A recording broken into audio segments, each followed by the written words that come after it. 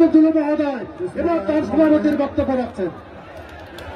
শহীদ জিয়া স্মৃতি ফুটবল টুর্নামেন্টের আজকের এই চূড়ান্ত ফাইনাল খেলায় প্রধান অতিথি হিসেবে উপস্থিত রয়েছেন যিনি সুদূর লন্ডন থেকে ইতিমধ্যে আমাদের মাঝে উপস্থিত হয়েছেন আমাদের প্রিয় নেতা বাংলাদেশ জাতীয়তাবাদী দলের ভারপ্রাপ্ত চেয়ারম্যান দেশ নায়ক জনাব তারেক রহমান।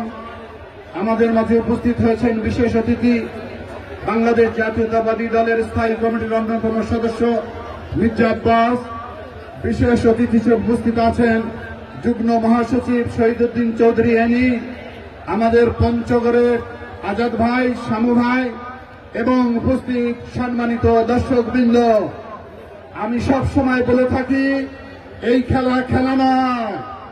আন্দোলনের সময় আমি বলেছিলাম এটি আন্দোলনের একটি অংশ ছিল।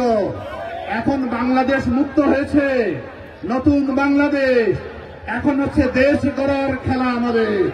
সুস্থ মানুষ, সুস্থ দেহ, তাহলে সুস্থ দেশ আমরা গঠন করতে পারব। আমরা মনে করি আমাদের প্রিয় নেতা তারেক রহমান ইতিমধ্যে জাতির সামনে 31 দফা দিয়েছে রাষ্ট্র সংস্কারের। সেই 31 দফার সঙ্গে আমরা সবাই আছি, সমর্থন জানাই নাকি হাত তুলে জানিয়ে দেয়। সুতরাং এবার বক্তব্য রাখবেন আমাদের প্রিয় নেতা যিনি সুদূর লন্ডন থেকে আমাদের এই খেলায় উপস্থিত হয়ে লালমনিরহাট সহ রংপুর বিভাগের প্রতিটি মানুষকে গৌরবান্বিত করেছে। সেই প্রিয় নেতা আমাদের পার্টির ভারপ্রাপ্ত চেয়ারম্যান জনাব তারেক রহমান বক্তব্য রাখবেন। জনাব তারেক রহমান।